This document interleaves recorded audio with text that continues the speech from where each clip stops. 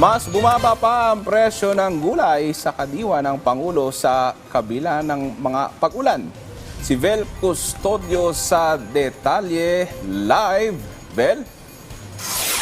Shine Bernard, bukas na ang kadiwa ng Pangulo pop-up store dito sa barangay Sigatuna Village, Quezon City. Bukod sa mura ang gulay, mas abot kaya rin mabibili ang presyo ng karneng baboy. Mas mura ng 5 hanggang 20 piso ang gulay dito sa kadiwa ng Pangulo. Dito na nga sumasadya ang mga residente at mga empleyado tuwing Miyerkules para makapamili. Very accessible po kasi on the way naman po talaga to sa work namin. Every Wednesday po, nakasadya ho kami dito. Pamasulit po kasi mas mura ho dito eh. Para sa presyo ng gulay, mabibili ang kalabasa ng 35 o 60 pesos kada kilo depende sa klase. 55 pesos naman ang kilo ng kamatis, 75 pesos ang carrots at 85 pesos ang kilo ng patatas. Ang tali naman ng kangkong at talbos sa kamote ay mabibili ng 15 pesos, 105 pesos ang kada kilo ng pulang sibuyas, habang 90 pesos sa white onion.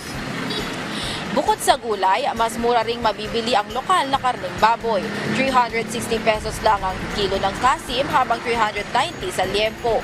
Karaniwang mas mura ito kaysa sa presyo sa mga pampublikong palengke kung saan mabibili ang kasim at pige ng 350 hanggang 340 pesos kada kilo. 375 hanggang 490 pesos naman ang presyo ng liempo sa palengke.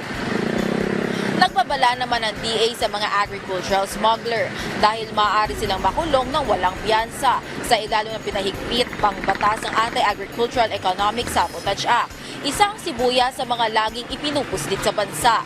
Ayon sa DA, hindi sila nag-i-issue ng import clearance sa sibuyas ngayong taon, kaya wala dapat nakakapasok na sibuyas sa bansa.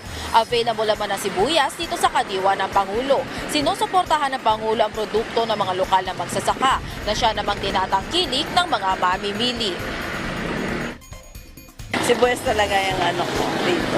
Mas mura kasi dito kaysa compare mo dun sa ibang malapit dito sa amin. Okay yung quality niya.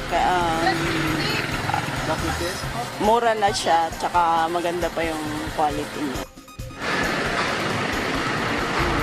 Bernard, ito ang itsura ng lokal na onion. Kung mapapansin, maliliit at mas raw ang itsura ng balat at sabi ng mga mamimili ay mas malasa rin daw ito kapag iniluto. Kumpara naman sa mga imported na onion ay mas malalaki at makikinis ito. At dahil wala ngang import clearance sa inisyo ang DA ay smuggled ang mga malalaking onion or yung mga imported na onion. Kaya paalala sa mga mamimili na hangga't maaari ay wag nang bumili ng mga imported na onion dahil wala naman itong import clearance kaya wala rin kasiguraduhan kung ligtas ito for human consumption. Balik sa iyo, Bernard.